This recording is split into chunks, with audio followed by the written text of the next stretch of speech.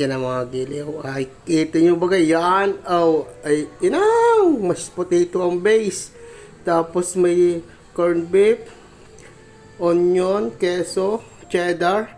Ay, inang! Mozzarella. Ay, yaw! Talaga namang the best ito mga giliw. Dalhin na natin ito. Giliw, gumawa na naman tayo ng pulutan. Yung patatas, kahit malaki, kahit maliit. Tapos pagkakulo, sinilansan ko na lang, nilagyan ko na lang ng paper na panglutong ganito. Tapos nilagyan ko ng garlic oil. Ito yung garlic oil, masarap siya. Nalutang yung flavor niya. Ito inapanalunan ko lang dun sa grocery. Sa Walter Mart sa Batangas City. Yan. Tapos ginagamit natin dito as flavorings. Lalagyan lang natin ng corned beef as toppings, pure foods. Ayan. Yan. Yan. Ang base niya ay patatas. So, magiging toppings lang natin itong corned beef. Yan. Salt and pepper lang tayo. Lagay lang tayo ng black pepper.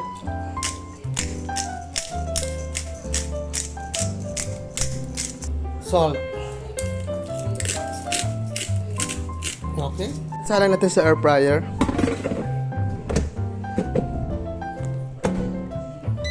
Yon, tapos set natin siya ng 200 Celsius. Yan, pwede na. Tapos time ay 15 minutes lang muna. Yan giliw, pagkatapos yan, ganyan na yung tsura niya. Lagyan na natin siya ng mayo. Sriracha sauce.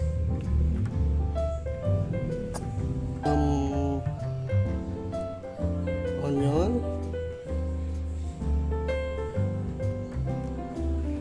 Tapos green chilies. Ang toppings na natin to, pang ultimatum na natin to. After nito, yung ating mozzarella at cheddar, the last toppings. Damihan natin cheese bar, mas masarap. Let's go. Get. Okay. Ito na mga giliw. At tapos yung oras niya. Oh, di ba? Ay, inang. It's the time.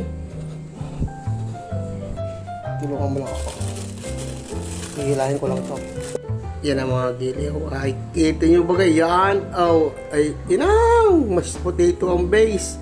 Tapos may corned beef, onion, keso, cheddar. Ay, inang. Mozzarella. Ay, yaw. Talaga namang the best ito mga giliw. Dalhin na natin ito. At alam nyo na, kasunod.